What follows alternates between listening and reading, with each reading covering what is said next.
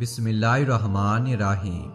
حضرت محمد صلی اللہ علیہ وآلہ وسلم نے فرمایا، کیا میں تم لوگوں کو بتاؤں کہ تم میں سے بہترین کون ہیں؟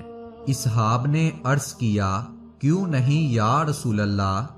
آپ صلی اللہ علیہ وآلہ وسلم نے فرمایا، تم میں سے سب سے زیادہ بہتر وہ لوگ ہیں جو تم میں عمر میں زیادہ ہیں لیکن وہ دین پر ثابت قدم رہیں۔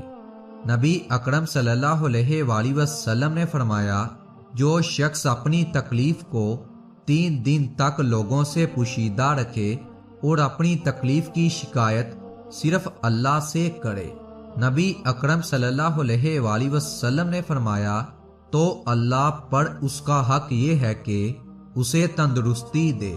رسول اللہ صلی اللہ علیہ وآلہ وسلم نے فرمایا، 3 گناہوں کی سزا مرنے سے پہلے ضرور ملتی ہے۔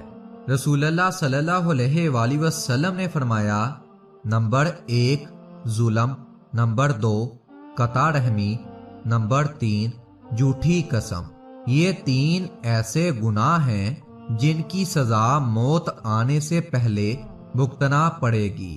رسول اللہ صلی اللہ علیہ وآلہ وسلم نے فرمایا، وہ 2 گناہ جن سے گڑ ویران ہو جاتے ہیں اور نسل منتقع ہو جاتی ہے، وہ جھوٹی قسم اور قطع رحمی ہے۔